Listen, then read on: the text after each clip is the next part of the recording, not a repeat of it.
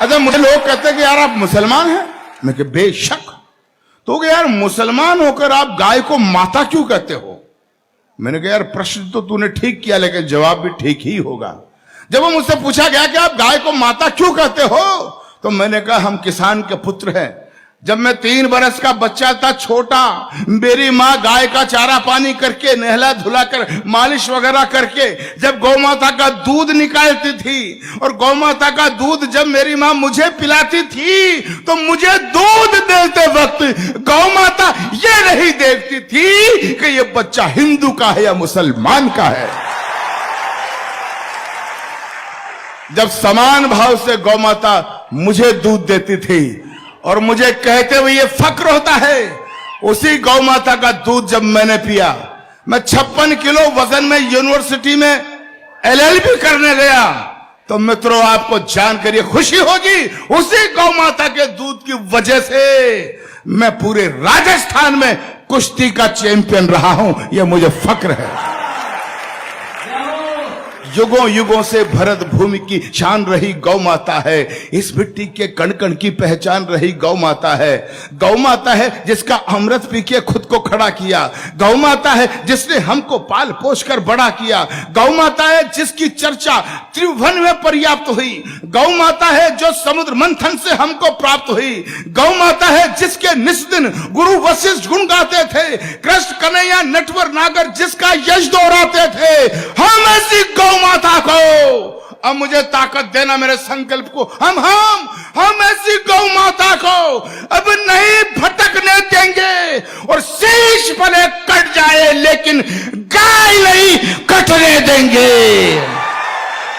अरे भाई इतना हल्ला, मजा आ गया।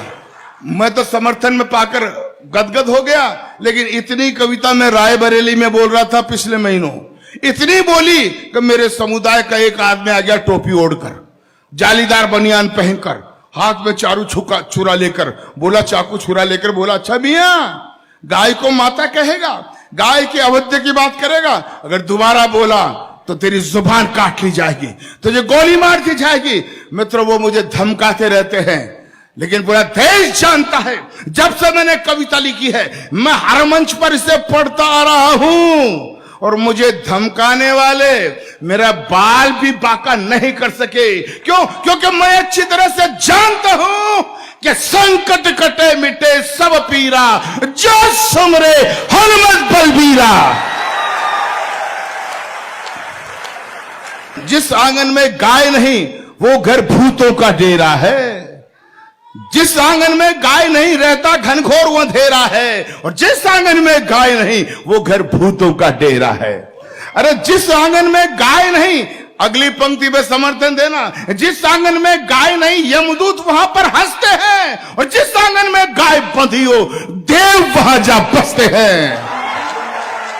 भाई मजा आ गया इस गौ माता की कविता को इतनी शिद्दत से आप सुन रहे हैं कि जिस आंगन में गाय नहीं रहता घनघोर अंधेरा है, जिस आंगन में गाय नहीं वो घर भूतों का डेरा है, जिस आंगन में गाय नहीं यमदूत वहां पर हंसते हैं। तो जिस घर में गौ माता हो वो घर फूले वो फलता है, जिस घर में गौ माता हो खुशियों का दीपक जलता है, जिस घर में गौ माता हो उस घर के भाग संवर जाते। गाय पूंछ को पकड़ लोग वैतरणी पार उतर जाते।